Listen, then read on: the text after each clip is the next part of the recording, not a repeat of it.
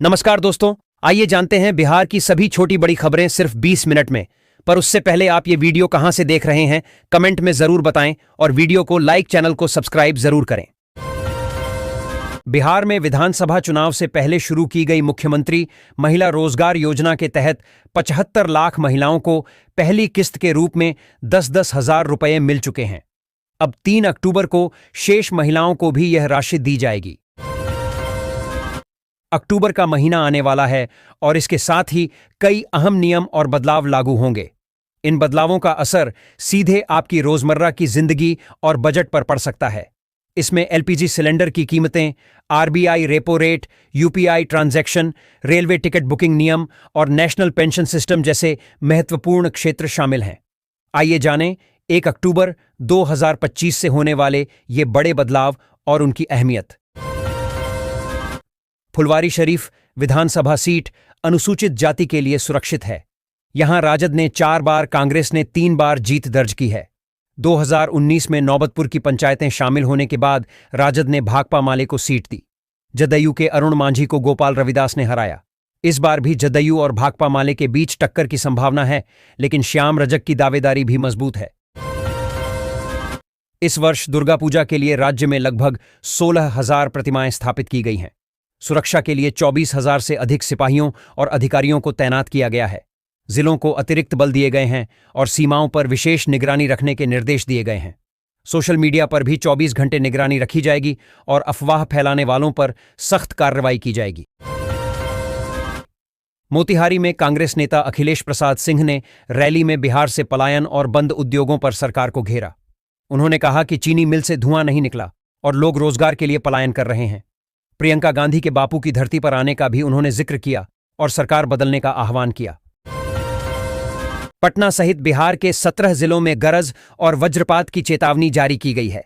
मौसम विभाग के अनुसार इन क्षेत्रों में आंशिक बादल और हल्की बूंदाबांदी की संभावना है। अगले कुछ दिनों में तापमान में विशेष बदलाव की उम्मीद नहीं है। शुक्रवार को पटना में अधिकतम तापमान 35.4 डिग्री सेल्सियस दर्ज किया गया, जबकि पूर्णिया में अधिकतम तापमान 37.4 डिग्री सेल्सियस रहा। एआईएमआईएम के राष्ट्रीय अध्यक्ष असदुद्दीन ओवैसी बिहार में विधानसभा चुनाव की तैयारियों के बीच सीमांचल दौरे पर हैं। पूर्णिया में उन्होंने आई लव मोहम्मद विवाद पर कहा कि प्यार में राष्ट्र विरोधी क्या है। उन्होंने महागठबंधन और एनडीए दोनों को निशाने पर लिया। ओवैसी ने कहा कि भारत में सबसे बड़ी मुस्लिम आबादी रहती है और प्यार के खिलाफ संदेश देना गलत है। बिहार विधानसभा चुनाव 2025 में शेखपुरा विधानसभा सीट पर कांटे की टक्कर रहने वाली है। पहले यह सीट कांग्रेस का गढ़ मानी जाती थी। हालांकि अब समीकरण बदल चुके हैं और इस बार जेडीयू और आरजेडी के बीच कांटे की टक्कर रहने की संभावना है। पिछले 3 चुनाव की बात करें तो 2 बार जेडीयू और 1 बार आरजेडी को इस सीट पर जीत मिली है। इस बार भी इन्हीं दोनों पार्टियों के बीच कड़ा मुकाबला होने के आसार हैं। बिहार विधानसभा चुनाव के नजदीक आने के साथ ही एनडीए गठबंधन में एक असहजता दिखने लगी है। बीजेपी ने इस बार अपने चुनावी नैरेटिव को घुसपैठिया और राज्य में कथित जनसांख्यिकीय संकट के मुद्दे पर टिका दिया है। हालांकि उसके सबसे बड़े सहयोगी दल जेडीयू इस एजेंडे से साफ दूरी बनाए हुए है। राजनीतिक हलकों में चर्चा है कि अगर यह मतभेद गहराया तो चुनाव में एनडीए की एकजुटता पर असर पड़ सकता है। बिहार विधानसभा चुनाव 2025 में भारतीय जनता पार्टी बीजेपी के नेताओं को केंद्रीय गृह मंत्री अमित शाह ने 50 दिनों का टास्क दिया है। बेतिया में शुक्रवार 10 जिलों के भाजपा कार्यकर्ताओं को संबोधित करते हुए शाह ने कहा कि आगामी चुनाव के दौरान वे मंदिर जाएं, पुजारियों को सम्मानित करें, जीविका दीदियों से संपर्क करें और उनके साथ बैठक कर बातचीत करें।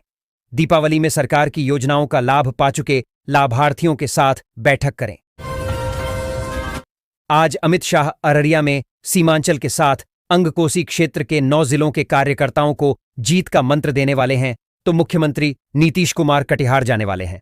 ओवैसी कई दिनों से सीमांचल में कैंप कर रहे हैं। गयाजी की नूरजहां से पीएम मोदी ने कहा कि सप्ताह में 1 दिन निकालकर अपने इलाके की महिलाओं को ट्रेनिंग और सरकार की योजनाओं की जानकारी दें। औरंगाबाद में बिहार विधानसभा चुनाव की तैयारियों के बीच अवैध धन के इस्तेमाल को रोकने के लिए निर्वाचन आयोग सख्त कदम उठा रहा है। बैंकों को संदिग्ध लेन देन पर कड़ी निगरानी रखने और तत्काल सूचना देने का निर्देश दिया गया है। चुनाव में क्यूआर कोड की सुविधा भी शामिल है।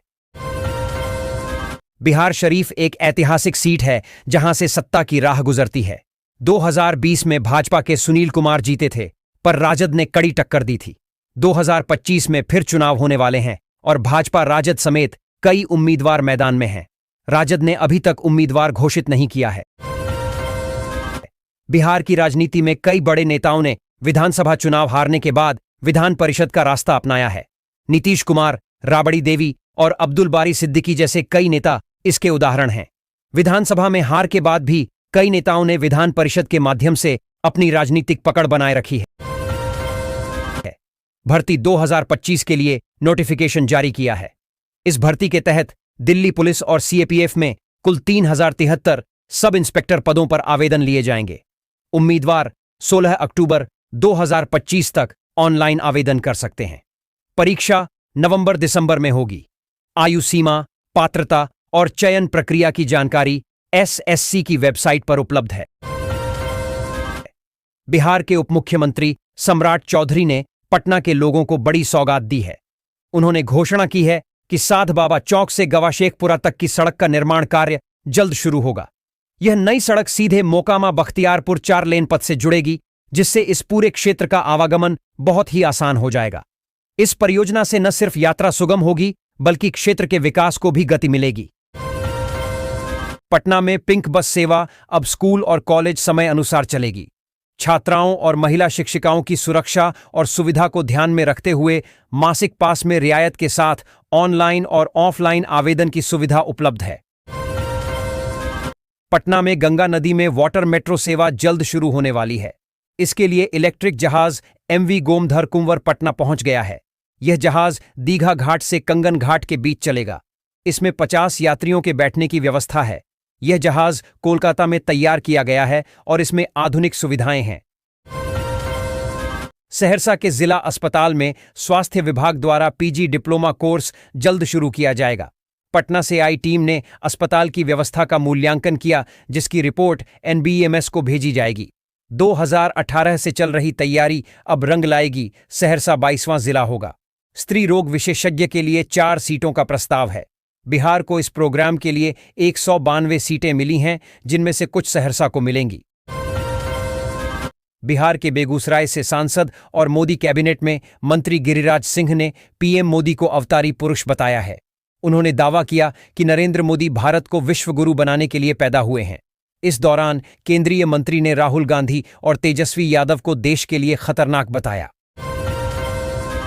टाटा ग्रुप की फाइनेंशियल कंपनी टाटा कैपिटल 6 अक्टूबर 2025 को अपना आईपीओ ला रही है, जो रिटेल निवेशकों के लिए 8 अक्टूबर तक खुला रहेगा। रतन टाटा की पहली बरसी 9 अक्टूबर से पहले आने वाला यह आईपीओ खास महत्व रखता है। इसमें 47.58 करोड़ शेयरों की पेशकश होगी, जिसमें नए इश्यू और ओएफएस शामिल हैं। जुटाई गई राशि टीयर 1 पूंजी और लैंडिंग विस्तार पर खर्च होगी। अनलिस्टेड शेयरों के प्रदर्शन और आईएफसी की बड़ी हिस्सेदारी इस निर्गम को और आकर्षक बनाती है। नवरात्रि के पावन अवसर पर पूजा के दौरान इस्तेमाल हुई चीजें बेहद पवित्र मानी जाती हैं। इन्हें फेंकना शुभ नहीं होता। जाने कि मां की चुनरी, फूलमाला, जल और बची हुई बातियों का सही तरीके से कैसे इस्तेमाल करें, ताकि घर में सकारात्मक ऊर्जा और खुशहाली बनी रहे।